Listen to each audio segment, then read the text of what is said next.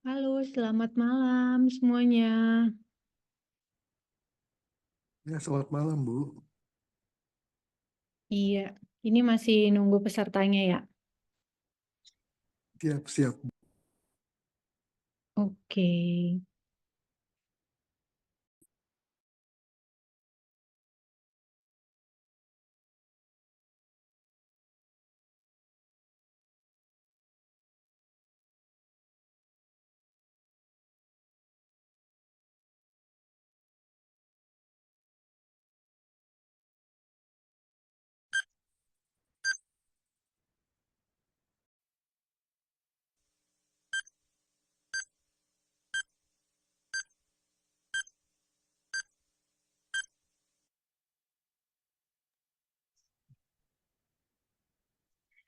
Assalamualaikum warahmatullahi wabarakatuh. Shalom, Om Swastiastu, dan salam sejahtera. Selamat malam dan selamat datang kami ucapkan kepada narasumber dan juga semua EBT Heroes yang telah hadir pada malam hari ini. Pada kesempatan kali ini kita akan berbincang dan membahas mengenai membangun ekosistem plastik kredit, peluang dan tantangan. Perkenalkan, saya Putri Nabilah Nurafifa selaku fasilitator yang akan memandu jalannya acara ZE Talk pada malam hari ini. Sebelum kita melangkah lebih jauh, kita cek ombak semangatnya dari EBT Hero semuanya ya. Boleh banget nih diketik di kolom chat sesuai dengan suasana EBT Heroes pada saat ini. Dari 1 sampai 6 yang menggambarkan suasana EBT Heroes pada saat ini, kira-kira angka berapa boleh taruh di kolom chat. Mungkin ada yang semangat atau ada yang masih ngantuk nih. Bagaimana boleh nih diketik di kolom chat biar kita sama-sama tahu.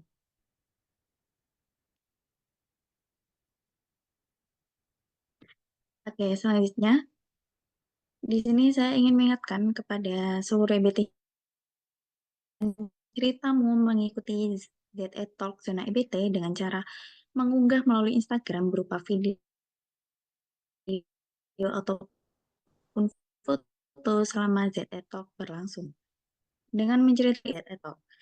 Jangan lupa juga untuk mention Instagram Zona EBT di @zona_ebt dan pastikan juga kamu sudah follow Instagram Zona EBT serta sudah join di grup WhatsApp.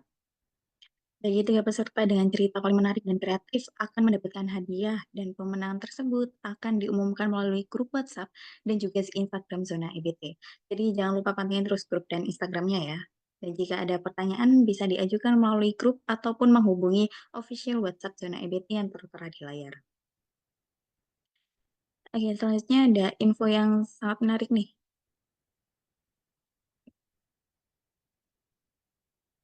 Next, Kak.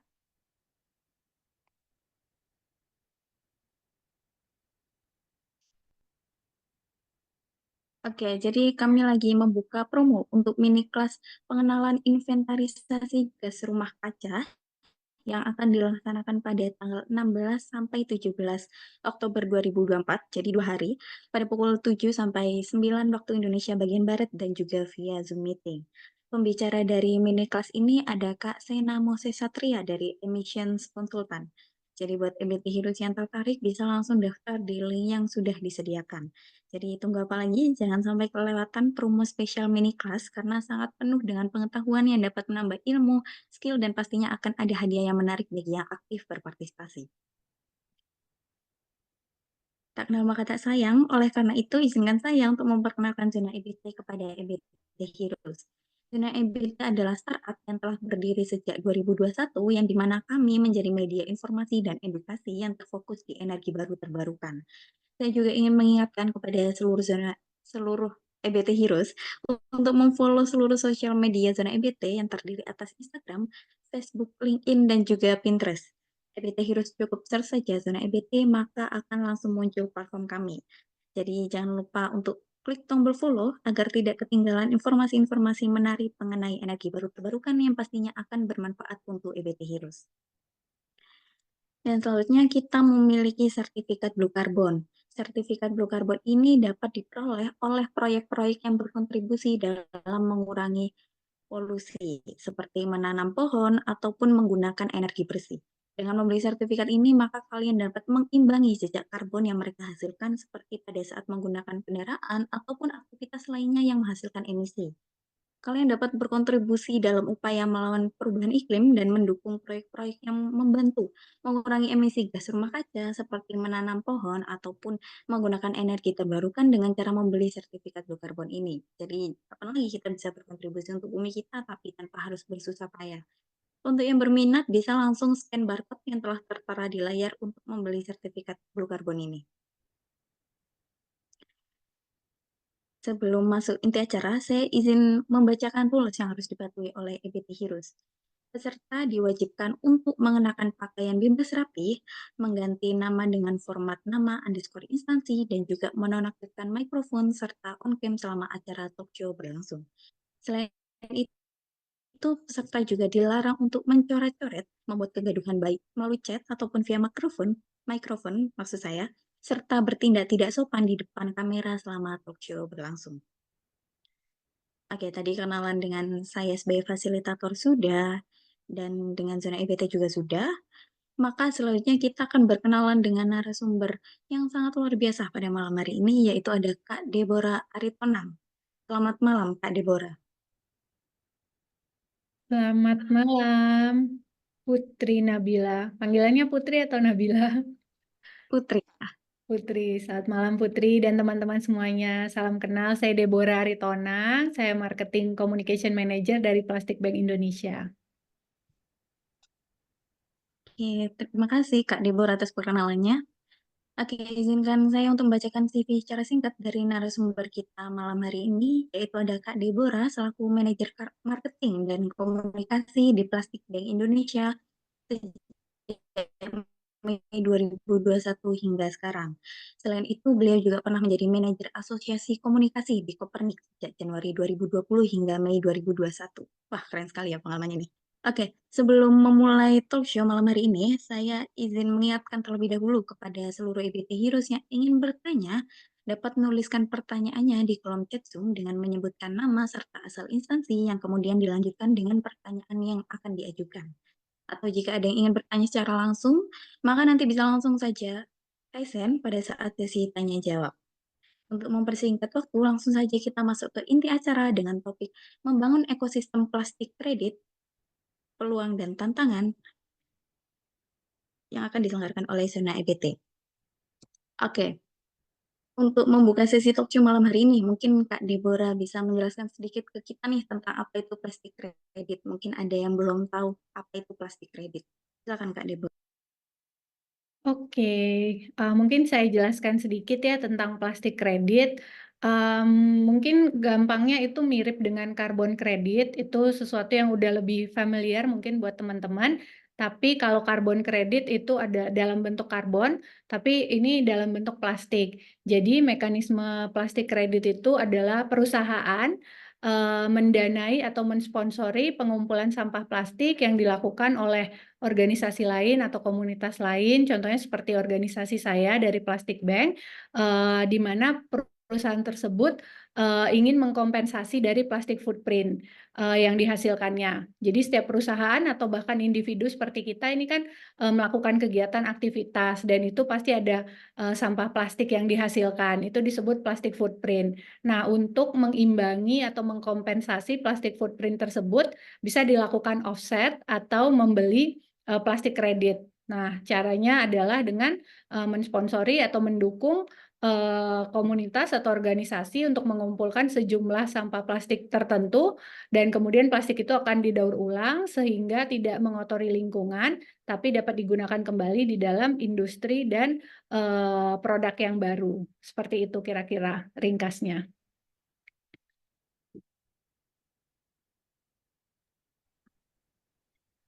Oke, Kak. Gimana sih konsep plastik kredit ini bisa kontribusi dalam upaya pengurangan sampah plastik? Mungkin bisa dijelaskan lebih detail. Tadi kan agak singkat ya. Nah, bagaimana plastik kredit ini bisa mengurangi polusi sampah plastik? Nah, jadi sistem plastik kredit itu kan perusahaan mensponsori pengumpulan sampah plastik yang dilakukan oleh komunitas atau organisasi tertentu. Nah, contohnya di Plastic Bank sendiri, kami mengimplementasikan plastik kredit ini melalui program yang disebut Impact Program. Jadi lewat Impact Program ini perusahaan akan membeli plastik kredit dan dia akan memberikan dananya kepada plastik bank. Kemudian plastik bank akan memberdayakan komunitas, yaitu komunitas pemulung, pengepul, mereka yang akan mengumpulkan sampah plastik dari lingkungan, dari perumahan, dari toko-toko. Kemudian plastik itu akan dibawa ke mitra pengepul. Mitra pengepul plastik bank, di mana nanti di sini mereka akan menjual plastik, kemudian itu dicatat di aplikasi plastik bank. Dan setiap transaksi plastiknya itu mereka akan mendapatkan insentif tambahan. Kemudian plastik dari mitra pengepul nanti akan dibawa ke agregator, dari agregator akan dibawa ke mitra pabrik daur ulang. Di pabrik itu akan diolah kembali, didaur ulang menjadi biji plastik, sehingga biji plastik itu bisa digunakan di dalam industri dari produk baru, packaging baru, sehingga plastik-plastik itu tidak mengotori lingkungan, tidak jadi polusi, dan juga mengurangi penggunaan virgin plastik atau plastik baru. Jadi kurang lebih mekanisme yang dilakukan di plastik bank seperti itu. Nah, tadi contohnya lewat impact program, misalnya perusahaan A. Perusahaan A ini ingin membeli plastik kredit sebanyak 100 ton karena ia menggunakan plastik sebanyak 100 ton dalam 1 tahun. Kemudian dia akan membeli plastik kredit itu lewat plastik bank, dan plastik bank yang akan mensalurkan dananya kepada komunitas kami. Itu disalurkan lewat aplikasi plastik bank dalam bentuk insentif dan juga dalam bentuk sosial program. Jadi nanti data-data plastik yang sudah dikumpulkan itu akan tersedia dalam bentuk digital dashboard, dan dashboardnya itu dapat diakses oleh si perusahaan yang mensponsori tersebut, mitra kami tersebut. Dan itu akan terlacak secara digital, mulai tadi dari level member yang individu, kemudian mitra pengepul, kemudian agregator, sampai ke pabrik, benar-benar itu terbukti bahwa plastik sudah dikumpulkan dan sudah didaur ulang, dapat digunakan kembali di dalam industri. Jadi kurang lebih seperti itu mekanisme plastik kredit. Jadi dengan cara seperti ini perusahaan itu dapat berkontribusi untuk mengurangi polusi plastik dan membantu untuk meningkatkan daur ulang plastik yang ada di Indonesia sambil memberdayakan dan meningkatkan kesejahteraan masyarakat, terutama komunitas pengumpul plastik. Seperti itu kira-kira. Oke, Kak Deborah. Sebelumnya minta maaf ya, Kak. Ini kalau saya on cam agak lumayan nge-lag ini, Kak. Jadinya tidak kuat, jadi saya izin off cam ya, Kak ya. Tapi saya menyimak dengan baik nih.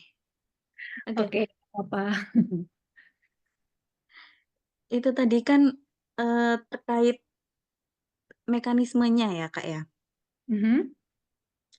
Nah, kira-kira menurut Kak Deborah ini kenapa membangun ekosistem plastik kredit ini penting dalam upaya pengelolaan sampah plastik terutama di Indonesia? Mungkin ada beberapa orang yang kurang ngerti nih Kak dampaknya itu dalam menggunakan sampah plastik berlebihan itu apa aja gitu.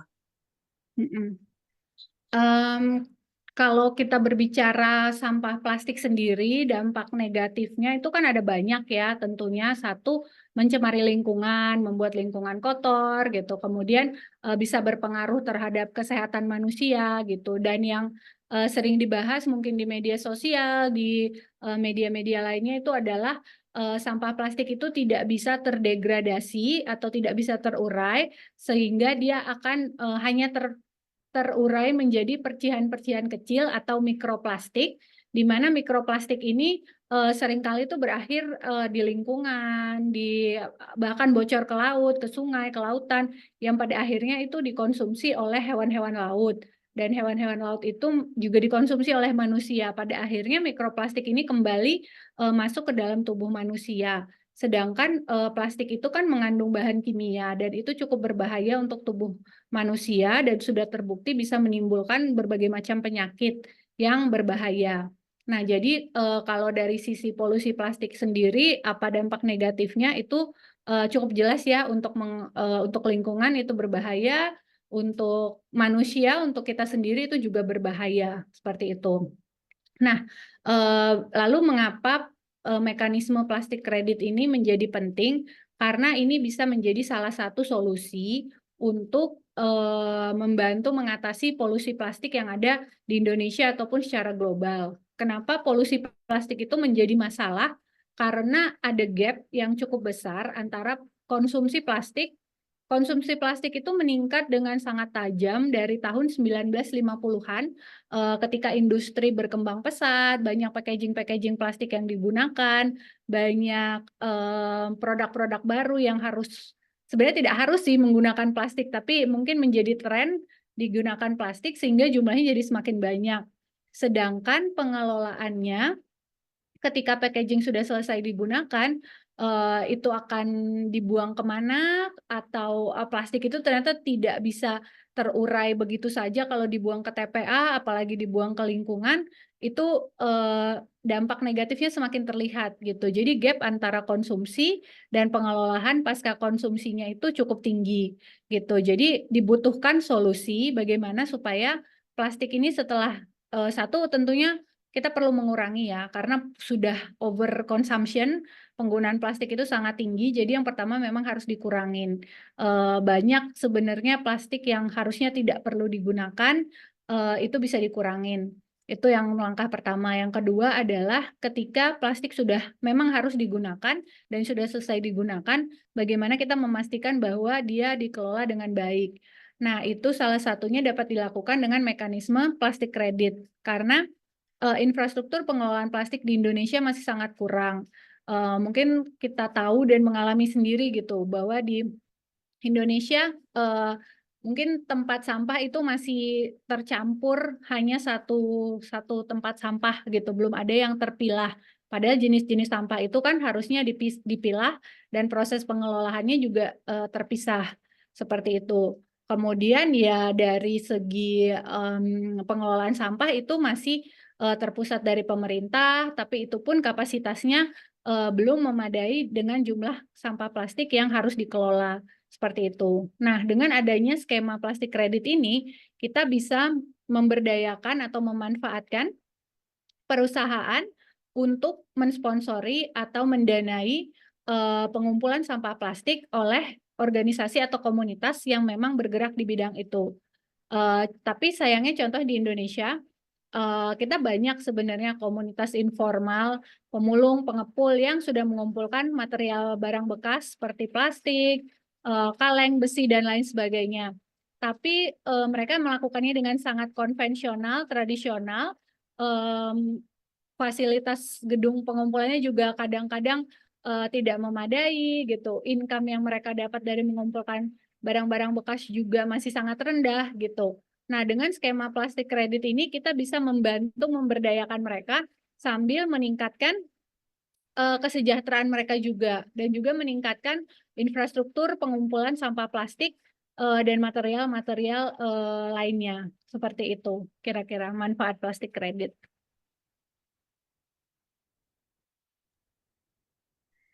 Oke Kak, tadi kan Kak Deborah sempat mention kalau salah satu bahaya dari mikroplastik itu kalau dapat membawa penyakit di tubuh manusia ya kan Kak. Nah, kadang tuh ada manusia yang kayak ya udah gitu Kak, bodo amat kan ini sudah ada nih yang eh, memberikan sarana dan prasarana gitu untuk mendaur ulang plastik. Jadi ya udah aku pakai aja plastiknya gitu. Kira-kira menurut Kak Deborah itu ada tantangan lain nggak Kak yang manusia lakukan dalam dalam gimana ya Kak ya? Dalam menggunakan sampah plastik ini gitu. Kira-kira ada solusi nggak Kak kalau untuk masyarakat yang kurang aware gitu tentang bahaya ini tadi, tentang dampak ataupun bodoh amat dengan sampah plastik itu? Ya, ya, maksudnya masalah pertama di Indonesia sih pasti karena kurangnya awareness ya. Jadi banyak orang tuh belum tahu dampak negatif dari sampah plastik. Jadi menggunakan plastik dengan semaunya, sebanyak-banyaknya tanpa peduli. Itu setelah dipakai akan dibuang kemana, akan dikelola atau didaur ulang atau tidak gitu. Jadi itu mulai dari awareness. Tapi ketika orang tahu dampak negatifnya dari penggunaan plastik dan penggunaan plastik yang tidak bertanggung jawab, itu harusnya bisa menimbulkan kesadaran dan keinginan untuk mengurangi penggunaan plastik dan juga untuk berpartisipasi mengumpulkan sampah plastik. Sekarang walaupun belum terlalu banyak, tapi sudah semakin bertambah tempat-tempat di mana kita bisa mendaur ulang sampah plastik, baik itu di tempat-tempat umum, public space, atau sudah banyak aplikasi juga gitu yang bisa di-download dan dicari di mana lokasi terdekat, atau simpelnya mungkin bank sampah. Bank sampah itu ada di seluruh kabupaten di Indonesia gitu. Jadi kalau kita mau berkesadaran sedikit aja gitu mencari tahu di mana kita bisa membuang sampah plastik kita dengan bertanggung jawab supaya tidak mengotori lingkungan, tapi justru bisa menjadi manfaat untuk digunakan kembali di dalam produk, itu sebenarnya bisa dan ada solusinya gitu. Tinggal bagaimana kita menyadarkan masyarakat gitu. Dan tentunya harus dilakukan lewat edukasi gitu. Ya, salah satunya contoh forum malam ini kan juga untuk meningkatkan kesadaran gitu di antara masyarakat, di antara komunitas-komunitas dan juga dari berbagai macam organisasi, pemerintah, perusahaan harus lebih banyak lagi melakukan campaign untuk meningkatkan kesadaran masyarakat akan bahaya plastik dan pentingnya untuk mengelola sampah plastik dengan bertanggung jawab. Gitu, kira-kira. Oke, Kak, untuk menimbulkan kesadaran masyarakat atau memberikan edukasi ke masyarakat ini, Plastik Bank Indonesia melakukan ini atau tidak, Kak? Atau hanya mendanai saja? Plastik bank maksudnya? Dari Plastik Bank ini ada aksinya nggak, Kak, ke masyarakat seperti memberikan edukasi gitu, penyuluhan atau bagaimana? Mm-mm. Ya, kalau di Plastik Bank kita sebenarnya program utamanya itu bekerja sama dengan pengepul, pemulung untuk mengumpulkan sampah plastik. Tentunya kita di Indonesia kita udah ada anggota komunitas tuh sebanyak 22.000 orang. Itu semuanya tentunya kita edukasi ketika kita akan bekerja sama dengan mitra pengepul, tentu kita edukasi mereka karena pengepul, pemulung, walaupun mereka setiap hari mengumpulkan sampah plastik, tapi mereka belum tentu sadar akan dampak lingkungan dari sampah plastik itu sendiri. Jadi kita memang melakukan edukasi dan training kepada mereka mengenai bahaya sampah plastik, pentingnya mengurangi penggunaan sampah plastik dan juga bagaimana pemilihan sampah-sampah plastik agar kualitasnya lebih baik untuk didaur ulang. Itu yang kami lakukan di komunitas pengepul kami. Di sisi lain kami juga punya program lain yang namanya Community Partnership, di mana kami bekerja sama dengan sekitar hampir 50 sekolah dan rumah ibadah.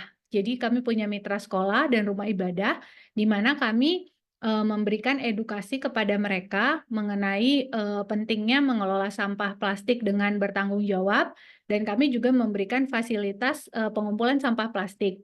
Kemudian untuk yang di sekolah kami buat kurikulum khusus namanya Ocean Stewardship, yaitu untuk mengajarkan anak-anak untuk mencintai lingkungan, menyelamatkan lingkungan dan lautan, mengenal hewan-hewan laut gitu.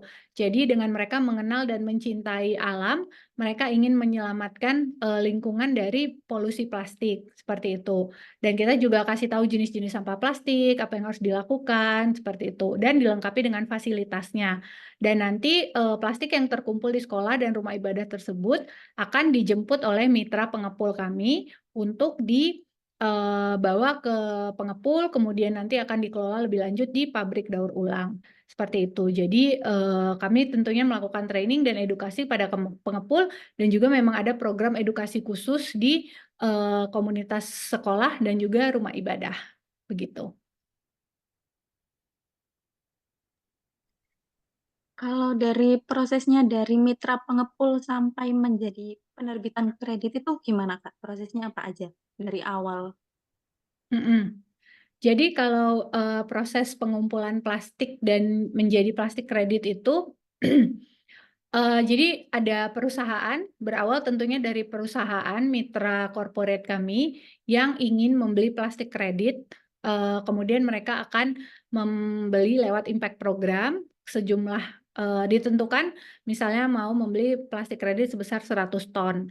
Kemudian akan dananya disalurkan pada plastik bank. Dan dari plastik bank kita akan memberdayakan komunitas plastik bank, yaitu pemulung, pengepul, mereka yang akan mengumpulkan sampah plastik. Contohnya, kalau pemulung di plastik bank kita biasa sebutnya collection member. Jadi member akan mengumpulkan plastik dari perumahan, dari toko, dari jalan-jalan, kemudian akan dipilah berdasarkan jenisnya, apakah PET, HDPE, dan kalaupun misalnya botol mineral itu harus dipisah lagi berdasarkan warna. Ada yang biru muda, ada yang transparan.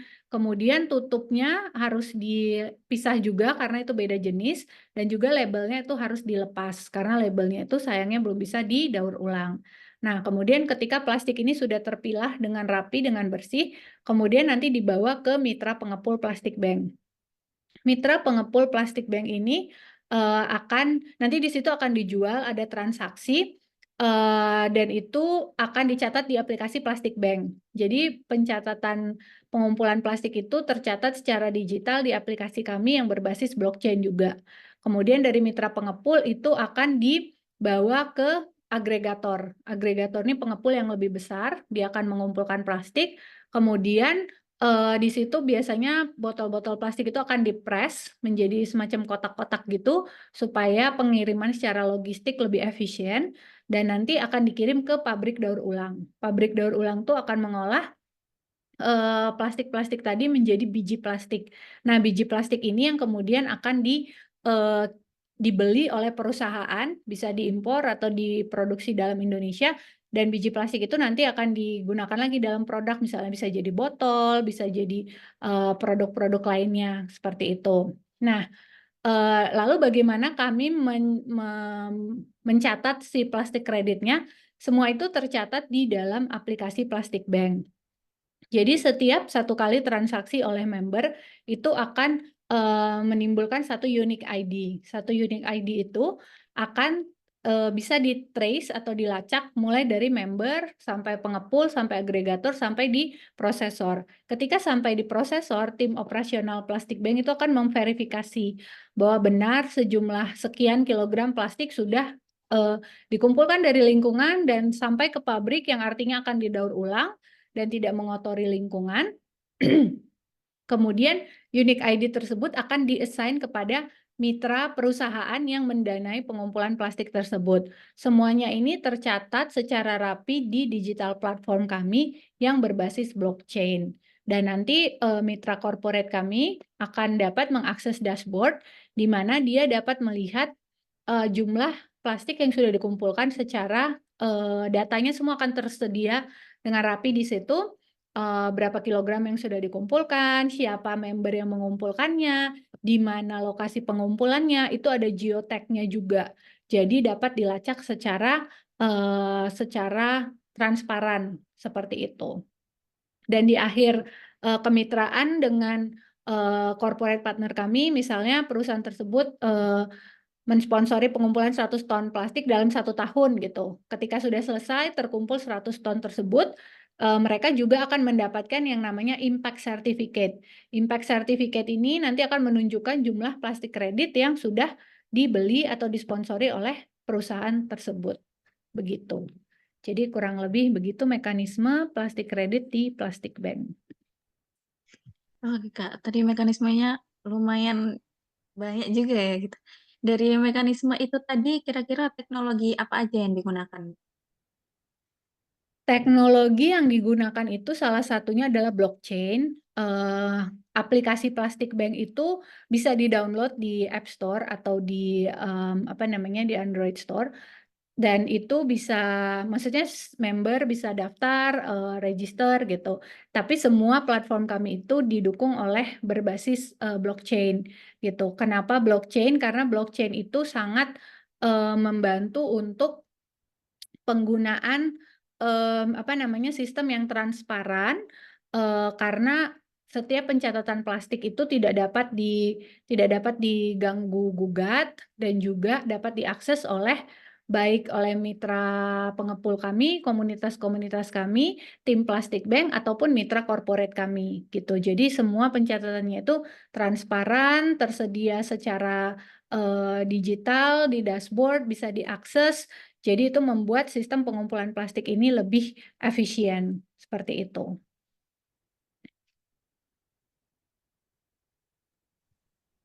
Oke Kak, untuk menggunakan aplikasi itu ada kendala nggak Kak atau tantangan gitu? Mungkin ada orang-orang yang HP-nya nggak support atau gimana, atau ada salah input gitu, atau mungkin waktu prosesnya itu ada nggak jalan atau gimana? Hmm, Penggunaan aplikasi, nah kami kan bekerja sama dengan komunitas pemulung pengepul, yang mana mereka lumayan digital literasinya cukup rendah gitu. Bahkan di awal Plastik Bank mulai di Indonesia itu 2019, banyak anggota komunitas kami bahkan belum punya smartphone gitu. Jadi mereka belum bisa download aplikasi.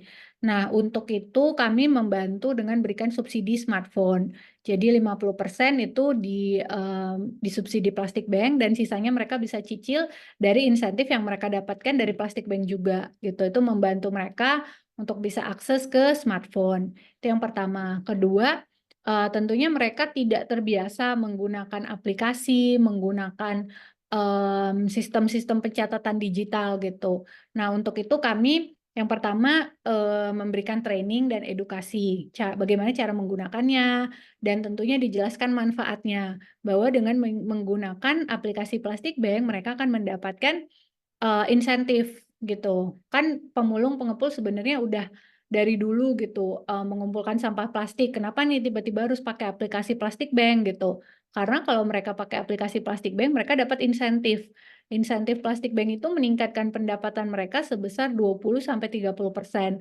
Itu jumlahnya cukup signifikan. Jadi komunitas itu lumayan welcome dan mereka happy untuk menggunakan aplikasi Plastik Bank gitu. Terus kalau masalah apakah ada error dan lain sebagainya, ya mungkin di setiap aplikasi pasti ada dan pernah gitu. Tapi itu gunanya kami ada tim operasional dan tim data, mereka yang bertugas untuk memverifikasi apakah transaksinya benar gitu. Karena contohnya dari mitra pengepul agregator ke pabrik ketika mereka mengumpulkan plastik dan menjual ke pabrik itu harus ada notanya gitu.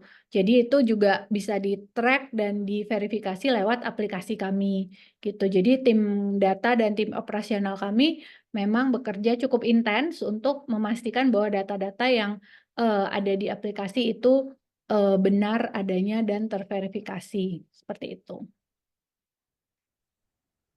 Ini sudah dari awal pakai aplikasi ya Kak? Atau sebelumnya belum pakai aplikasi gitu Kak? Dari Plastik Bank sendiri? Kalau dari Plastik Bank, kita dari 2019 memang sudah langsung menggunakan aplikasi. Jadi kalau Plastik Bank itu kita perusahaan global, headquarter-nya ada di Kanada, itu sudah ada dari 2013. Cuman baru masuk di Indonesia 2019. Dan itu memang awal-awal kita sudah langsung ada aplikasi gitu. Tapi tentunya dalam 5 tahun terakhir ini banyak perkembangan, banyak tambahan-tambahan fitur yang kami tambahkan di dalam aplikasi. Salah satunya di Indonesia sendiri, aplikasi kami itu sudah terintegrasi dengan Gojek, aplikasi Gojek dan GoPay. Jadi insentif Plastik Bank itu bentuknya kan token Plastik Bank itu bisa dikonversi menjadi GoPay, yang itu nanti bisa dicairkan atau di cash out oleh member Plastik Bank gitu, atau mereka dari GoPay bisa ditransfer ke banknya mereka seperti itu. Jadi ada tambahan-tambahan fitur yang kami sudah tambahkan dalam 5 tahun terakhir. Oke Kak, itu tadi kan dari segi teknologi ya. Kalau dari regulasi nih, menurut Kak Deborah, apakah regulasi di Indonesia ini sudah mendukung penerapan plastik kredit dengan baik, atau ada aturan yang harus ditingkatkan lagi? Sebenarnya justru di Indonesia ini belum ada sama sekali peraturan yang menerapkan tentang plastik kredit. Hanya peraturan di Indonesia baru ada tentang mewajibkan perusahaan atau konsumen untuk mengelola sampah plastiknya setelah dikonsumsi. Hanya sejauh itu, tapi tentang plastik kredit itu sendiri memang belum ada. Tapi memang sudah ada wacana untuk membahas atau mengimplementasikan yang namanya EPR Law atau peraturan mengenai Extended Producer Responsibility. Jadi tanggung jawab tambahan dari perusahaan. Jadi perusahaan itu lewat EPR Law ini diatur bagaimana perusahaan tidak hanya memproduksi produk dan packagingnya, tapi bagaimana mereka juga bisa bertanggung jawab setelah produknya dikonsumsi. Karena kan banyak plastik yang dihasilkan dan itu kalau tidak dikelola dengan baik itu akan menjadi polusi bagi lingkungan gitu. Jadi EPR Law ini akan mengatur agar perusahaan lebih bertanggung jawab dan melakukan tindakan-tindakan untuk mengelola plastik pasca konsumsi. Dan salah satunya dapat dilakukan lewat plastik kredit, membeli plastik kredit dari organisasi seperti Plastic Bank misalnya. Begitu. Oke Kak, tadi kan Kak Deborah menjelaskannya rata-rata dengan masyarakat, kolaborasinya dengan masyarakat gitu. Selain masyarakat, ada pihak lain nggak Kak yang berkolaborasi untuk plastik kredit ini? Seperti dari pemerintah ataupun swasta? Mhm. Ya, untuk mengatasi polusi plastik dan untuk menerapkan sistem plastik kredit yang bisa berjalan baik dengan efisien ini kan tentunya butuh kolaborasi multi stakeholder ya. Dan masing-masing tuh punya peranannya sendiri seperti itu. Nah, pemerintah pasti sangat memiliki peranan penting, terutama untuk membuat regulasi. Nah, jika pemerintah bisa menerapkan regulasi, contohnya EPR Law, jika EPR Law itu bisa diterapkan dengan jelas, detail, dan rinci, peraturannya misalnya perusahaan diwajibkan untuk mengumpulkan berapa persen sampah plastiknya, baik kapan, terus cara pelaporannya seperti apa, monitoringnya seperti apa. Nah, itu adalah yang kita butuhkan dari pemerintah, adanya regulasi dan peraturan-peraturan yang jelas dan efektif. Itu dari pemerintah. Kemudian dari swasta atau perusahaan, industri, tentunya kita butuhkan adalah kontribusi mereka. Karena untuk menjalankan plastik kredit ini tentunya kita butuh perusahaan yang punya resource untuk mensponsori pengumpulan sampah plastik. Jadi semacam subsidi silang. Perusahaan yang punya dana itu yang mensponsori agar komunitas atau organisasi seperti Plastic Bank bisa mengumpulkan sampah plastik sambil meningkatkan infrastruktur daur ulang yang ada di Indonesia. Dan dari masyarakat sebagai konsumen, tanggung jawab kita tentunya untuk menjadi konsumen yang bertanggung jawab. Jadi setelah kita mengkonsumsi plastik, kemana kita akan membuang sampah plastik. Kemudian ketika kita memilih produk atau packaging, kita bisa memilih produk-produk yang memiliki dampak positif bagi lingkungan gitu. Kita punya power sebagai konsumen untuk melakukan perubahan seperti itu kira-kira. Oke Kak, berarti swasta itu berkontribusi terkait dana ya Kak ya? Nah, Mm-mm. selain swasta, sumber pendanaan atau investasi lainnya dari mana aja Kak? Hmm, Kalau dari Plastic Bank sendiri, sumber pendanaan utama kami memang dari perusahaan swasta. Perusahaan swasta dan itu pun kebanyakan perusahaan global yang ada di Eropa, di Amerika, karena memang plastik kredit ini lebih dikenal dan juga lebih gaungnya masih lebih kencang kalau di negara-negara barat yang mereka memang peraturannya mewajibkan perusahaan untuk memiliki tanggung jawab lingkungannya terhadap isu plastik misalnya seperti itu. Jadi mayoritas memang dari perusahaan-perusahaan swasta. Tapi selain itu ada juga misalnya dari grant atau dana hibah itu dari organisasi-organisasi misalnya konsorsium beberapa perusahaan yang memang memberikan hibah atau dana untuk mensponsori komunitas pengumpul plastik. Itu ada juga gitu.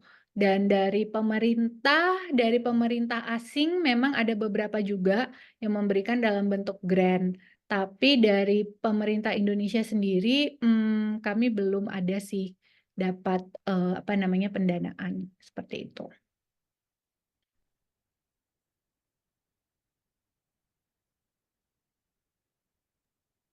Oke, Kak. Menurut Kak Deborah, gimana cara terbaik untuk menarik minat investor gitu, Kak? Mhm. Menarik minat investor. Tentunya kalau investor kan mereka akan berinvestasi pada usaha atau bisnis yang memang menghasilkan dan berdampak positif ya, baik secara ekonomi dan juga terhadap lingkungan dan juga terhadap masyarakat. Untuk itu sendiri sebenarnya perlu dikembangkan ekosistemnya masih sangat dini kalau untuk di Indonesia. Masih panjang perjalanannya, tapi untuk meningkatkan industri plastik kredit ini sendiri supaya lebih lebih menarik bagi investor memang harus didukung oleh tadi peraturan pemerintah dan juga kesadaran perusahaan untuk terlibat di dalam plastik kredit. Ketika plastik kredit ini sudah semakin dicari-cari oleh perusahaan, kemudian perusahaan-perusahaan yang menjual plastik kredit itu semakin bertumbuh dan berkembang, itu akan menjadi menarik bagi investor tentunya gitu. Dan bagaimana cara menarik perusahaan supaya mau membeli plastik kredit? Mungkin bisa saya sampaikan itu manfaat-manfaat. Tentunya perusahaan mau terlibat di dalam pembelian plastik kredit atau mensponsori pengumpulan plastik daur ulang kalau mereka mendapatkan manfaat gitu. Dan manfaatnya sendiri untuk perusahaan paling tidak itu ada 3. Yang pertama itu adalah mereka dapat menjalankan tanggung jawab sosial dan lingkungannya lewat program plastik kredit. Karena kan setiap perusahaan tuh memiliki apakah itu sustainability goals atau mereka punya CSR program gitu yang harus dilakukan sebagai bukti tanggung jawab terhadap lingkungan dan terhadap sosial. Itu dapat dilakukan lewat skema plastik kredit. Itu yang pertama. Yang kedua, manfaat terhadap marketing dan branding. Perusahaan yang memiliki dampak sosial, dampak lingkungan, itu akan menambah nilai lebih kepada brand tersebut, produk tersebut. Ini bukan sekadar produk, tapi mereka juga memiliki dampak positif bagi lingkungan dan bagi masyarakat. Seperti itu. Yang ketiga, regulasi, karena perusahaan juga harus mentaati peraturan pemerintah. Mereka diwajibkan untuk menaati beberapa peraturan-peraturan terkait pengelolaan sampah. Dan kalau mereka melakukannya lewat skema plastik kredit, mereka juga dapat menceklis lah gitu. Sudah taat terhadap peraturan regulasi yang ini, seperti itu misalnya. Gitu. Oke, Kak. Tadi Kak Deborah sempat mention kalau di negara lain itu lebih aware gitu ya, Kak ya. Nah, mungkin Kak Deborah bisa menjelaskan nih, bisa memberikan kita contoh studi kasus yang sukses dari implementasi plastik kredit di negara lain. Kalau contoh plastik kredit yang mungkin plastik kredit yang lebih banyak berkembang itu di Eropa dan di Amerika.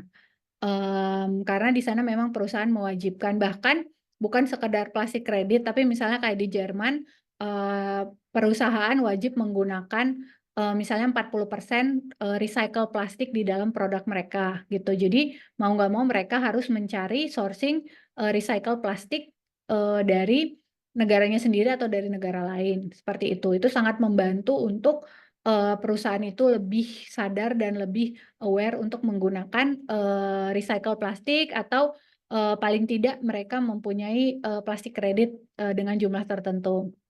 Nah, tapi terkait tadi yang saya bilang soal EPR Law, Extended Producer Responsibility itu, contohnya di Filipina, tetangga kita sesama negara di Southeast Asia, Filipina itu sudah mulai menerapkan EPR Law sejak 2022. Jadi sudah sekitar 2 tahun mereka menerapkan EPR Law dan itu terbukti sangat efektif. Contohnya plastik bank ada di Filipina, itu sangat terbukti bahwa demand permintaan dari perusahaan untuk membeli plastik kredit sebelum dan setelah ada IPR itu meningkat dengan sangat drastis gitu. Sebelum ada IPR law, perusahaan belum ada dorongan untuk membeli plastik kredit atau mensponsori pengumpulan sampah plastik. Tapi begitu ada IPR law, mereka diwajibkan.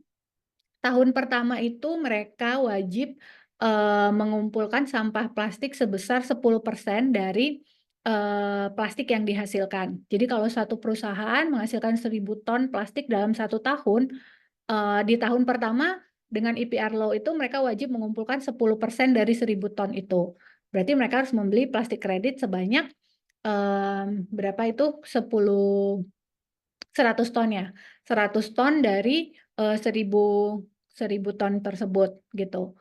Dan di tahun kedua itu akan meningkat menjadi 20%, tahun ketiga 30%, tahun keempat 40% dan seterusnya. Jadi setiap tahun IPR law itu akan semakin meningkat di mana perusahaan wajib mengumpulkan sampah plastik yang mereka hasilkan sejumlah pada akhirnya sampai benar-benar bisa offset 100% dari plastik yang dihasilkan. Nah, tujuan dari IPR law ini adalah ketika semua perusahaan yang menghasilkan sampah plastik mengumpulkan jumlah yang sama dengan yang mereka hasilkan, harusnya tidak ada sampah plastik yang tersisa di lingkungan. Karena kan semua jumlahnya harus terkumpul oleh produser-produser penghasil plastik gitu. Jadi IPR law yang sudah berjalan 2 tahun di Filipina ini sejauh ini terbukti cukup efektif untuk meningkatkan pasar plastik kredit dan juga untuk mendorong perusahaan mensubsidi pengumpulan sampah plastik oleh organisasi atau komunitas seperti itu.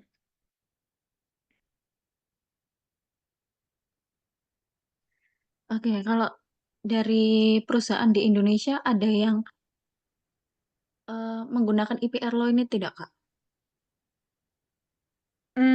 Di Indonesia IPR law ini belum ada, tapi sudah ada wacana, sudah ada rancangannya, tapi kapan akan diimplementasikan itu belum ada informasi lanjutan seperti itu.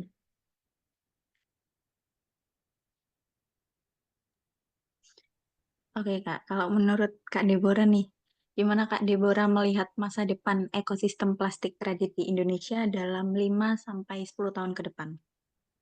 Mhm. Ekosistem plastik kredit di Indonesia masih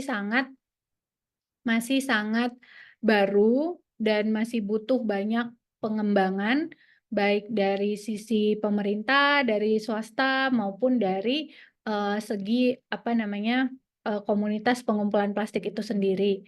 Dan tentunya tapi ke depannya itu akan menjadi pasar yang cukup berkembang dan dibutuhkan, demand-nya akan semakin meningkat. Kenapa? Karena isu sampah plastik itu memang sudah semakin urgent gitu. Indonesia sendiri merupakan negara penghasil plastik terbesar kelima di dunia gitu kan. Di Asia Tenggara kita ketiga terbesar gitu. Banyak sekali sampah plastik yang dihasilkan masyarakat gitu.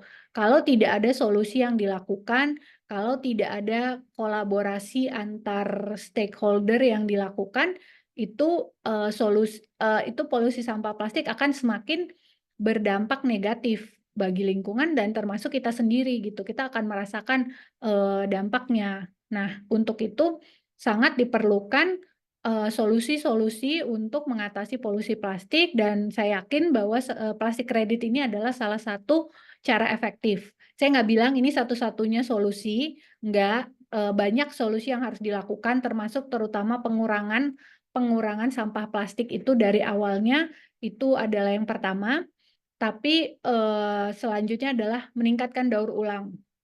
Bagaimana sampah plastik itu bisa didaur ulang lebih banyak? Kita butuh infrastrukturnya, kita butuh pendanaan, kita butuh komunitas untuk mengerjakannya, dan kita butuh kolaborasi, kita butuh regulasi dari pemerintah gitu. Jadi pasar plastik kredit ini pasti akan berkembang ke depannya. Cepat atau lambat itu tergantung dari dari pemerintah kita, dari dorongan-dorongan yang ada, tapi akan berkembang pesat sih dalam 3-5 tahun ke depan.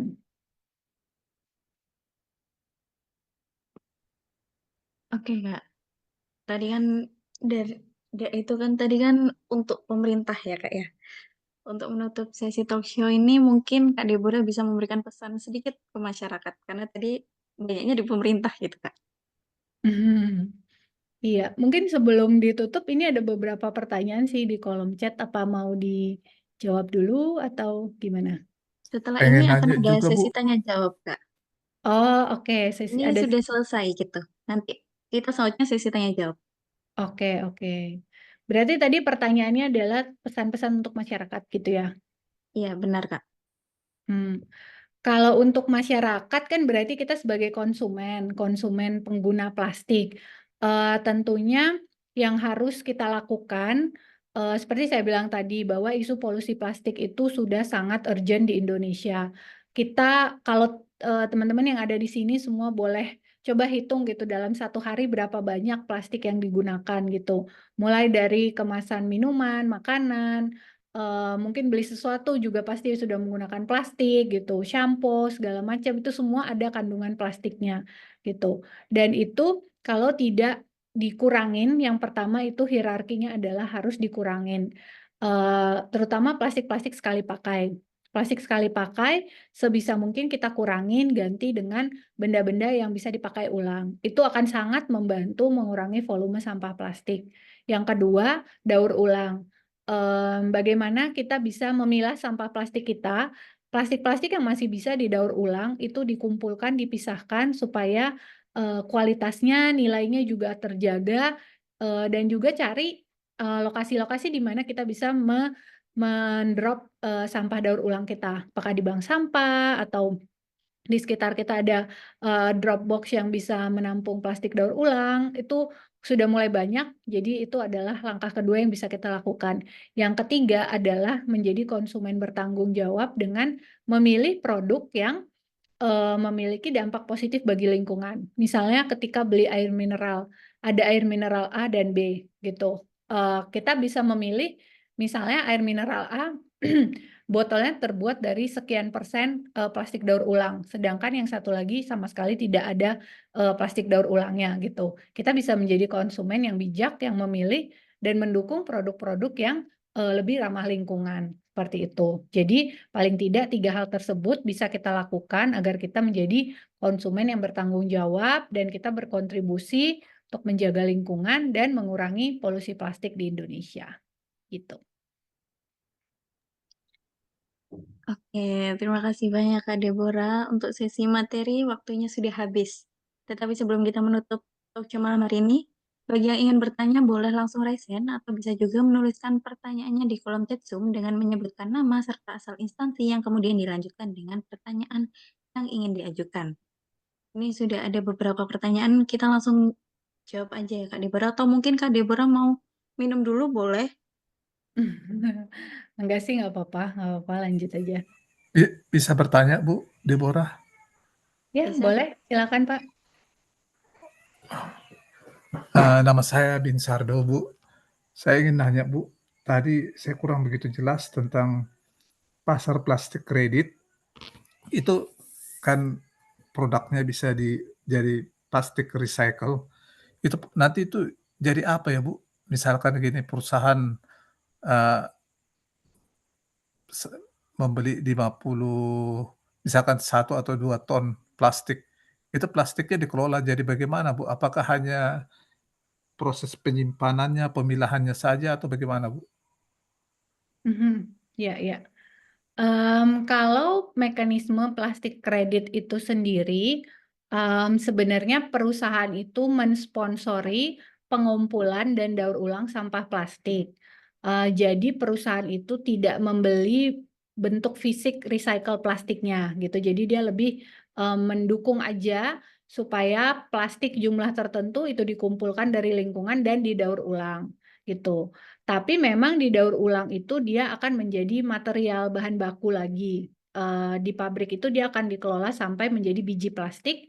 Biji plastik itu nanti akan digunakan oleh perusahaan lain untuk menjadi apa namanya botol botol minuman lagi, bisa jadi packaging gitu. Dan plastik kan sebenarnya banyak sekali ya yang digunakan di dalam tekstil, pakaian itu juga bisa digunakan plastik, matras, bantal dan lain sebagainya itu ada kandungan plastiknya. Jadi tergantung memang nanti perusahaan lain akan membeli untuk digunakan tergantung sesuai produknya mereka, seperti itu.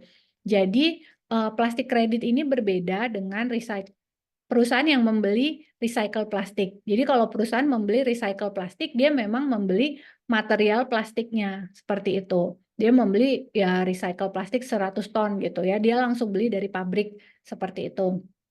Tapi kalau dia membeli plastik kredit, artinya dia mensponsori, mendukung agar jumlah plastik tertentu dikumpulkan, tidak mencemari lingkungan, tapi didaur ulang, seperti itu. Dan plastik kredit ini bukan berarti perusahaan itu membeli fisik recycle plastiknya, seperti itu.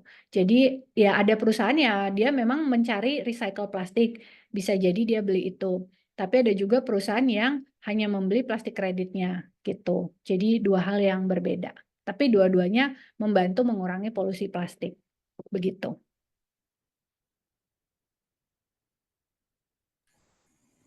Kalau ini Bu, pengelolaannya seperti kayak insinerator atau mungkin Ibu pernah dengar kayak seperti RDF itu, eee, memiliki nilai jual atau bagaimana itu? Mm-mm. Kalau insinerator kan biasanya justru untuk membakar sampah ya gitu. Karena memang tidak ada nilai lebihnya dan dia akhirnya dibakar gitu. Kalau RDF kan menjadi apa namanya? Bahan bakar gitu ya, bahan bakar tapi memang banyak menghasilkan karbon. Nah, tapi kalau daur ulang plastik ini berbeda, dia akan di-recycle secara mekanik di pabrik, jadi prosesnya itu cukup panjang. Jadi kan nanti pemulung mengumpulkan plastik, kemudian dibawa pengepul, kemudian ke pabrik dipres jadi bale, kemudian masuk ke pabrik. Di pabrik itu sendiri masih ada proses sorting. Kemudian dia akan dicuci, kemudian dia dicacah menjadi serpihan-serpihan. Kemudian dari situ dia akan ada hot wash lagi dan setelah itu jadi dipelletize, which is jadi apa namanya biji plastik seperti itu. Dan biji plastik itu kan kemudian dijual. Nanti di perusahaan tuh ya dibentuk gitu dari biji plastik itu kan kayak butiran-butiran beras gitu. Tapi nanti akan dibentuk lagi di pabrik lain menjadi botol misalnya sekali dalam daur ulang plastik ini.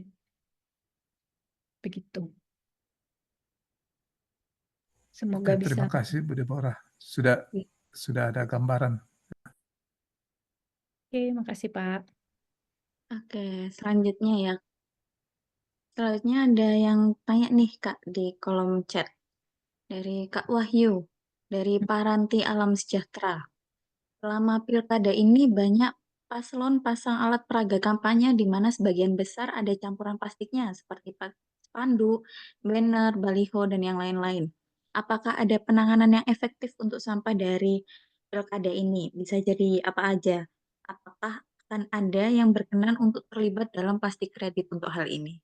Silakan Kak Deborah. Ya, nah mungkin saya jelaskan lagi bahwa plastik kredit itu sayangnya memang masih berfokus pada plastik yang memiliki high value atau nilai jualnya memang tinggi. Contoh plastik high value itu adalah PET, botol mineral, atau HDPE, itu misalnya botol shampoo, lotion, seperti itu. Kemudian PP misalnya kontainer makanan. Itu bisa didaur ulang. Kemudian LDPE itu bentukannya seperti lembaran-lembaran plastik kresek, itu bisa didaur ulang. Tapi banyak sekali plastik-plastik yang low value, tidak ada nilainya dan memang belum bisa didaur ulang. Contohnya seperti sachet, bungkusan kemasan-kemasan makanan, karena itu terdiri dari beberapa lapis plastik, ada aluminium foilnya, ada plastiknya, dan ada lapisan lain. Jadi itu cukup sulit sekali untuk didaur ulang. Dan sejauh ini memang belum ada industri yang bisa mendaur ulangnya. Jadi plastik-plastik low value itu memang memang belum ada solusinya dan plastik kredit juga tidak mencakup belum mencakup kepada low value itu. Termasuk misalnya contohnya alat peraga kampanye, spanduk, banner, baliho. Itu memang plastik-plastik yang belum bisa didaur ulang dengan maksimal dan pada akhirnya belum bisa termasuk ke dalam skema plastik kredit. Dan kemungkinan solusi yang paling bisa dilakukan adalah untuk diolah menjadi apa namanya misalnya handicraft gitu atau dari spanduk menjadi kerajinan-kerajinan tangan gitu. Itu biasanya ada komunitas tertentu yang mengelola seperti itu. Tapi kalau untuk dalam skala industri memang belum ada solusi yang apa namanya yang efektif dan efisien untuk plastik-plastik jenis seperti tersebut. Begitu kira-kira.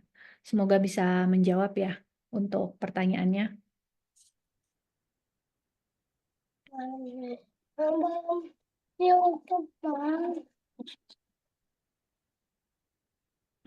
Belum Oke, saya. Kak Deborah. Iya, gimana Kak? Oke, terima kasih Kak Deborah. Sangat jelas tadi jawabannya ya. Oke, selanjutnya ada pertanyaan dari Kak Lukman. Tadi kan Kak Deborah menjelaskan mekanismenya itu sangat panjang sekali ya Kak ya. Nah, itu apa bedanya dengan cara kelola sampah biasa Kak? Cara kelola sampah biasa, sebenarnya sih maksudnya daur ulang plastik ini sudah berjalan dari zaman dulu ya, kayak pemulung, pengepul tuh sudah mengumpulkan barang-barang bekas untuk didaur ulang, pabriknya memang sudah ada gitu. Tapi perbedaan dan nilai lebih yang ada dengan plastik bank itu adalah dengan menggunakan aplikasi kami gitu.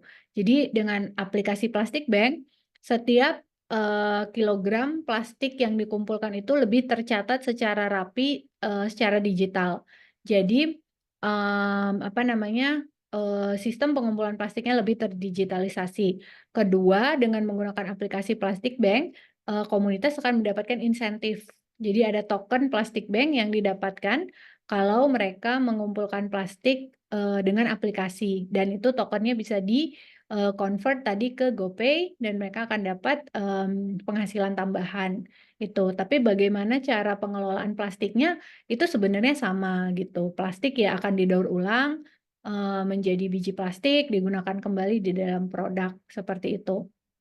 Belum ada perbedaannya bukan di dalam pengelolaannya tapi nilai tambahan yang diberikan kepada komunitas dengan menggunakan aplikasi. Seperti itu.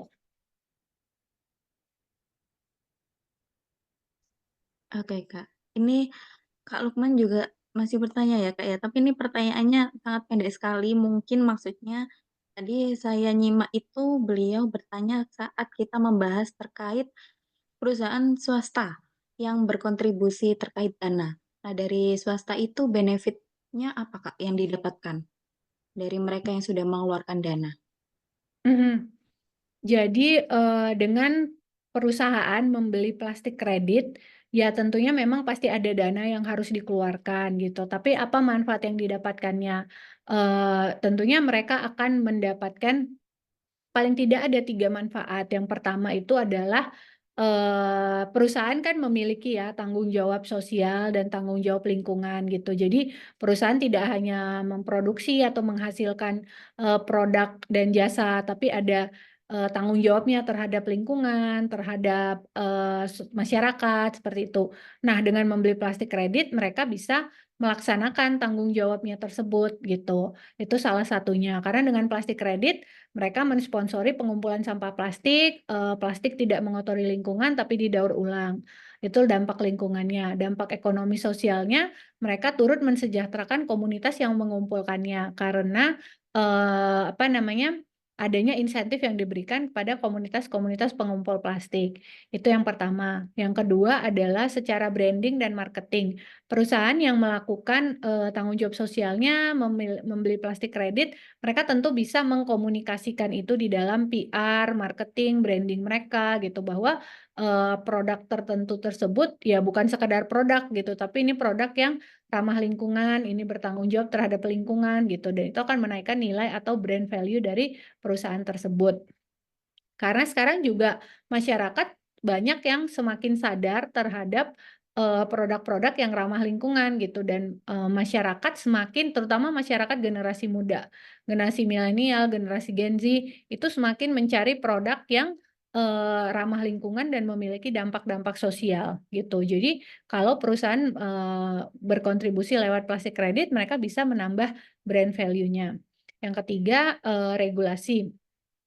Walaupun di Indonesia belum ada plastik kredit, tapi nanti ke depannya akan ada EPR Law. Itu dalam waktu dekat beberapa tahun akan ada di Indonesia, dan juga sebenarnya sekarang memang sudah ada juga peraturan pemerintah yang mewajibkan perusahaan untuk mengelola sampah plastiknya seperti itu. Dan ini bisa dilakukan lewat skema plastik kredit. Jadi itu paling tidak 3 manfaat yang bisa didapatkan perusahaan dengan membeli plastik kredit. Oke. Ini ada yang tanya, tapi ini panjang sekali nih ya Kak Deborah ya. Dari Kak Sriandani. Sepertinya kendalanya sama dengan perusahaan kami, Sampangan. Permasalahan awareness mengenai lingkungan dari masyarakat masih minim. Menurut Kak Deborah, kira-kira bagaimana meningkatkan awareness di Indonesia, spesialnya kerjasama dengan B2B, supaya mereka mau bekerja sama mengenai plastik kredit ini? What is it for me adalah pain point ketemu dengan corporate sepertinya, karena tidak ada dampak profitable pada perusahaan. Sedihnya. Silakan Kak Deborah. Iya, makanya memang butuh kerjasama ya gitu, dan kalau dari saya sih melihat memang perlu dari regulasi gitu. Ketika ada regulasi, mau nggak mau perusahaan itu akan tergerak untuk melakukan kewajibannya, dan itu akan meningkatkan pasar gitu. Tapi selama belum ada regulasinya, memang yang harus kita gaungkan itu adalah awareness, kesadaran dari urgensi masalah polusi plastik itu sendiri gitu, dampak negatifnya terhadap lingkungan, terhadap masyarakat, terhadap perusahaan itu sendiri gitu.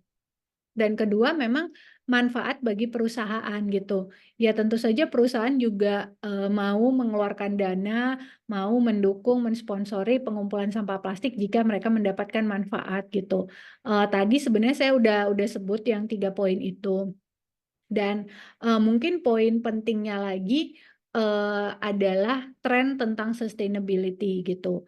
Kedepannya itu mungkin 10 tahun yang lalu orang belum ada dengar gitu tentang sustainability, plastik kredit, karbon kredit gitu. Tapi sekarang itu adalah suatu bukan sekedar tren ya, tapi semacam arahan pasar ke depannya itu memang harus, mau tidak mau kita tuh harus menerapkan, mengintegrasikan sustainability di dalam produk, di dalam bisnis, di dalam jasa yang kita tawarkan gitu. Jadi perusahaan-perusahaan yang tidak mau berinovasi, menerapkan sustainability di dalam produknya, mereka yang akan tertinggal gitu. Karena perusahaan-perusahaan yang progresif, yang maju gitu, mereka melihat perubahan konsumen gitu.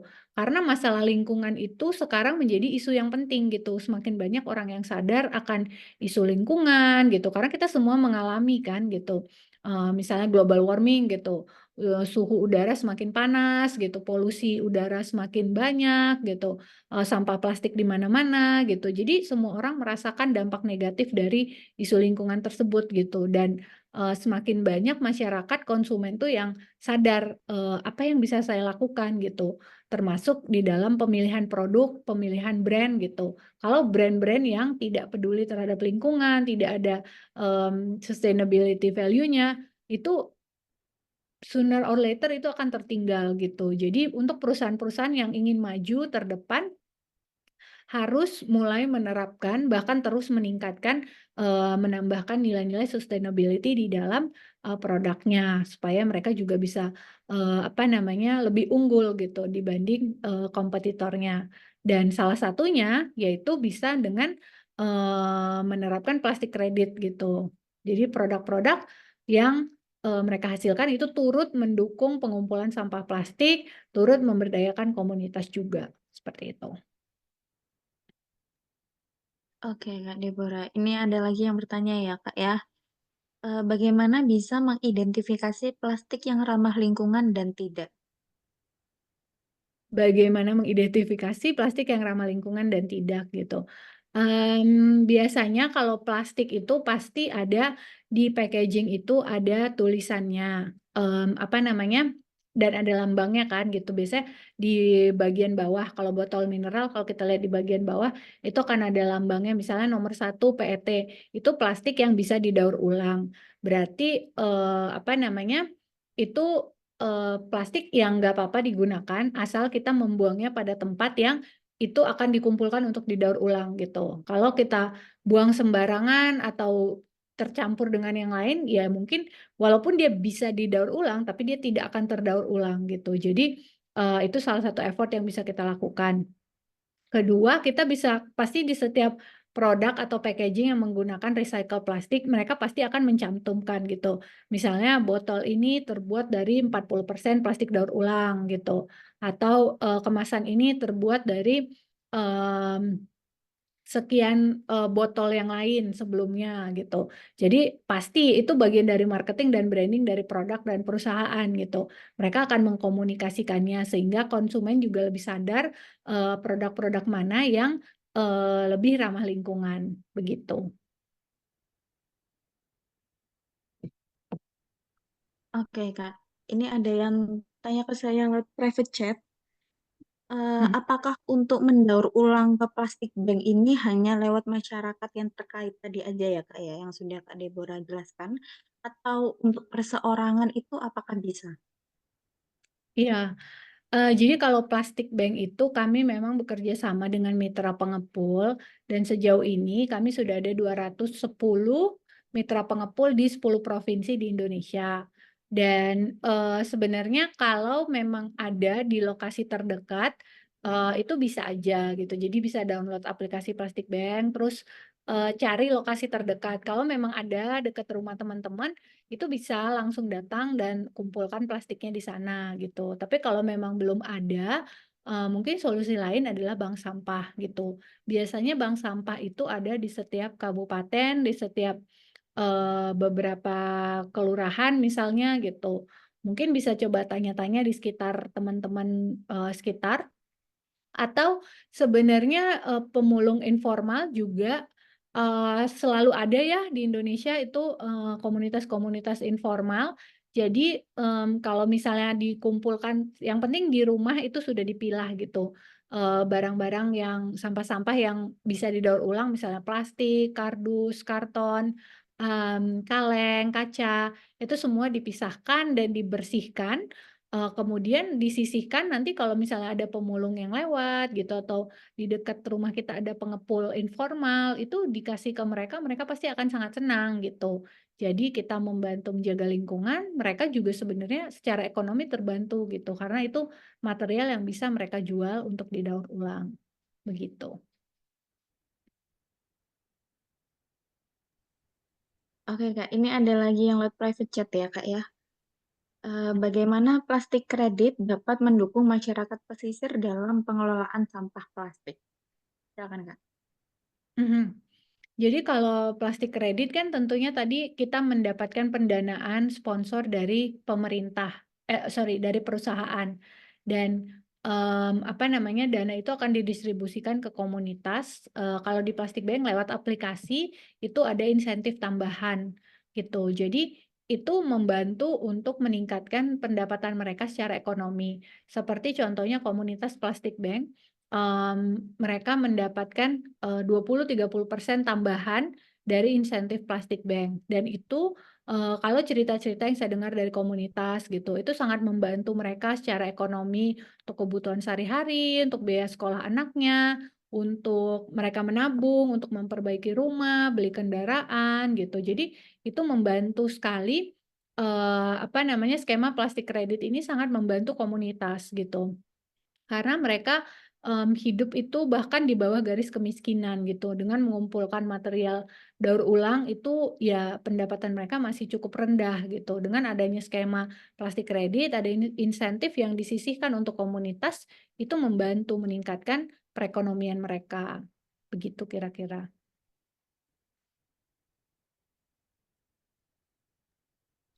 Oke, Kak. Ini tiba-tiba banyak yang nanya ini ya. Oke, saya coba Iya, jawab deh. Yang iya, mana? ini ada yang saya dari Kak Mersya. Kak Deborah izin bertanya, apakah plastik kredit dapat dimanfaatkan oleh bank sampah maupun pemulung, khususnya dalam penguatan kapasitas dan dukungan pendanaan? Silakan Kak Deborah. Mm-mm. Jadi untuk skema plastik kredit itu memang harus ada organisasi atau perusahaan yang menaunginya. Contohnya seperti Plastik Bank. Jadi perusahaan membeli plastik kredit ke Plastik Bank, tapi Plastik Bank kemudian kan menyalurkan pada komunitas pemulung. Dan sebenarnya mitra kami juga ada yang dalam bentuk bank sampah gitu. Jadi tentu saja bank sampah itu bisa mendapatkan apa namanya pendanaan plastik kredit, tapi memang harus ada yang apa namanya menjembatani gitu seperti Plastik Bank.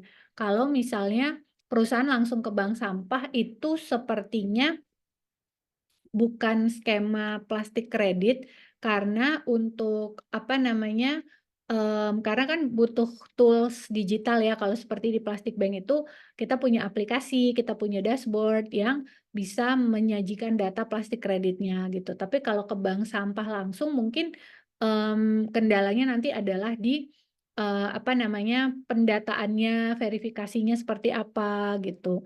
Jadi mungkin challenge-nya seperti itu.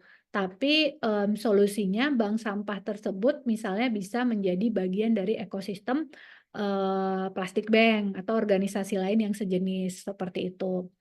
Terus penguatan kapasitas dan dukungan pendanaan. Ya, jadi plastik kredit itu nanti memang sebagian disalurkan secara langsung untuk insentif komunitas, tapi sebagian juga diberikan dalam bentuk training, peningkatan kapabilitas gitu. Misalnya mitra pengepul kami gitu, mereka mendapatkan bantuan alat-alat operasional, misalnya mesin press gitu. Mereka karena volumenya meningkat, bisnisnya meningkat, mereka akan membutuhkan alat-alat operasional ya, tambahan, misalnya mesin press atau bahkan kendaraan pick up, truk gitu. Itu ada juga yang dibantu oleh Plastik Bank. Jadi komunitas pemulung dan pengepul ini mereka juga bisa semakin berkembang, bisnis daur ulangnya itu semakin meningkat gitu. Begitu kira-kira. Oke Kak, ini ada yang tanya lagi ya Kak ya. Kalau jejaring di Lampung ada? Cuman gitu aja Kak. Ya, sayangnya kalau di daerah Sumatera kami memang belum, di Sumatera itu ada hanya di daerah Batam gitu. Jadi kalau di provinsi lain tuh belum ada. Kebanyakan memang plastik bank itu awalnya di Bali, tapi kemudian kami sekarang sudah ada di 10 provinsi dan kebanyakan memang di daerah Jawa, Jawa Timur, Jawa Tengah, Jawa Barat, karena memang populasi yang paling banyak itu kan di Jawa, konsumsi plastiknya juga tinggi dan mitra pabrik daur ulang tuh adanya di sekitar Jawa gitu. Karena kan memang dari Plastik Bank kami harus menghubungkan ekosistem ya, mulai dari member, pengepul, agregator sampai ke pabriknya gitu. Walaupun belum ada, tapi ya mudah-mudahan ya gitu. Kalau mekanisme plastik kredit semakin berkembang di Indonesia, mudah-mudahan nanti Plastik Bank bisa ada di seluruh provinsi di Indonesia gitu. Kita harapkan bersama-sama lah. Terima kasih. Amin itu Kak, supaya nanti bisa semuanya ada ya Plastik Bank itu. Oke, untuk selanjutnya ada yang bertanya, komunitas peduli sungai biasanya melakukan kegiatan memungut sampah plastik dari sungai, tapi kemudian masih dibuang ke TPA. Bagaimana sampah residu dari sungai ini bisa diintegrasikan dalam plastik kredit? Silakan Kak Deborah. Ya, jadi ini sama ya, maksudnya plastik residu, plastik-plastik low value itu memang sayangnya belum ada solusinya untuk didaur ulang dan memang belum bisa termasuk di dalam plastik kredit. Jadi memang kemungkinan besar ya apakah akan berakhir di TPA atau di insinerator, dibakar atau menjadi RDF, bahan baku, seperti itu. Untuk apa namanya, tapi mungkin harapan ke depannya teknologi semakin berkembang gitu. Jadi apa namanya, dari segi industri bisa mengurangi plastik-plastik yang low value, sase gitu. Harapannya bisa dikurangin atau diganti menjadi material yang memang bisa didaur ulang. Atau memang ada solusi teknologi yang bisa mengolah plastik-plastik sejenis itu dan kemudian dihasilkan untuk barang-barang yang masih berguna. Seperti itu kira-kira.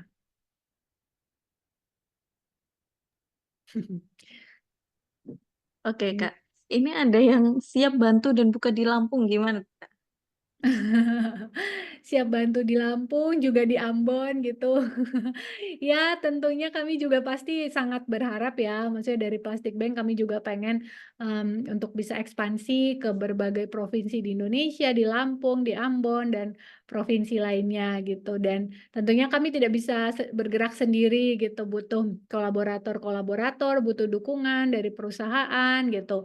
Dan mekanisme plastik kredit ini kalau semakin berkembang, pasti akan membantu mendorong gitu supaya ekosistem daur ulang plastik itu juga bisa merambah bukan hanya di kota-kota besar, bukan hanya di Jawa gitu, tapi juga bisa sampai ke provinsi lain ya, sampai di Lampung, di Ambon begitu.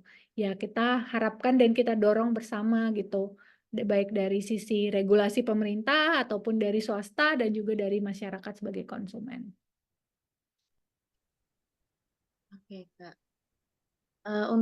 Pertanyaan terakhir ya, Kak, ya, karena keterbatasan waktu. Ini ada yang bertanya lewat private chat. Apakah plastik kredit ini bisa menjadi solusi jangka panjang untuk polusi plastik atau hanya solusi sementara? Silakan, Kak. Mhm. Kalau solusi jangka panjang, mungkin sebenarnya solusi akhir yang diharapkan itu adalah memang jumlah plastik yang digunakan itu semakin berkurang, semakin berkurang. Kedua, plastik-plastik yang digunakan itu memang plastik yang bisa didaur ulang. Jadi tidak akan ada plastik low value atau residu yang akan tertinggal di lingkungan dan mencemari planet kita gitu ya. Itu goals jangka panjangnya, goals akhirnya adalah seperti itu. Tapi untuk mencapai ke sana memang masih panjang perjalanannya. Dan so far sejauh ini plastik kredit salah satu solusi yang bisa ditawarkan untuk membantu meningkatkan kapasitas daur ulang yang ada di negara-negara berkembang terutama seperti Indonesia gitu. Jadi plastik kredit ini memang bukan end goal-nya, tapi untuk sekarang dan mungkin untuk beberapa puluh tahun ke depan ini masih bisa menjadi salah satu solusi yang efektif dan membantu cross subsidi gitu antara perusahaan, pemerintah, dan juga masyarakat serta komunitas yang mengumpulkan sampah plastik. Begitu kira-kira. Semoga bisa membantu menjawab pertanyaan teman-teman semuanya. Sangat bisa, Kak, karena sangat jelas dari awal tuh penjelasannya sangat amat jelas. Oke, tidak terasa itu tadi sudah pertanyaan terakhir ya, Kak, ya. Untuk yang masih ingin bertanya, bisa dilanjutkan nanti via grup WhatsApp. Terima kasih banyak, Kak Deborah. Untuk selanjutnya, kita akan mengabadikan acara pada malam hari ini dengan melakukan sesi foto bersama.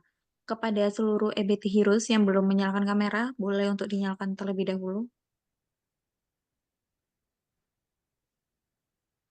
Saya ulangi sekali lagi, yang belum menyalakan kamera, boleh untuk dinyalakan terlebih dahulu.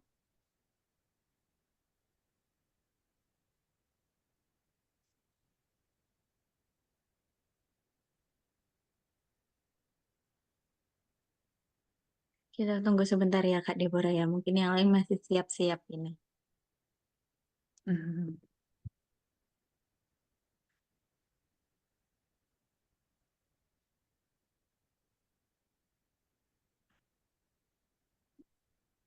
Oke, ini udah lumayan yang on cam ini kita foto ya. Ini karena saya tidak bisa on cam, nggak apa-apa ya, Kak ya. Ini saya reaction aja deh. Oke, saya pandu ya untuk fotonya ya. 1, 2, 3. Oke, terima kasih saya ucapkan kepada seluruh EBT Heroes yang sudah aktif selama sesi berlangsung, dan juga saya ucapkan terima kasih banyak kepada Kak Deborah karena telah memberikan materi dan menjawab pertanyaan dari kita semua. Suatu kehormatan bagi kami karena Kak Deborah telah meluangkan waktunya untuk acara malam hari ini. Mari kita beri apresiasi yang luar biasa kepada narasumber kita malam hari ini dengan cara memberikan emoticon applause. Sebagai informasi tambahan, saya sampaikan kepada seluruh EBT Heroes untuk mengisi absensi melalui link yang akan di-share oleh Zona EBT. Dengan demikian, berakhirlah sudah acara yang berjudul Membangun Ekosistem Plastik Kredit Peluang dan Tantangan yang diselenggarakan oleh Zona EBT. Kami mengucapkan terima kasih kepada seluruh EBT Heroes yang telah mengikuti acara malam hari ini dari awal hingga akhir. Kami juga mengucapkan mohon maaf sebesar-besarnya apabila terdapat salah kata atau salah perbuatan yang kurang berkenan di hati EBT Heroes sekalian. Akhir kata, saya Putri Nabila Nurafifa selaku fasilitator pamit undur diri. Wassalamualaikum warahmatullahi wabarakatuh. Shalom, Santi, Santi, Santi dan salam kebajikan. Terima kasih, selamat malam semuanya. Terima kasih juga Kak Deborah. Terima kasih Bu Deborah. Selamat malam.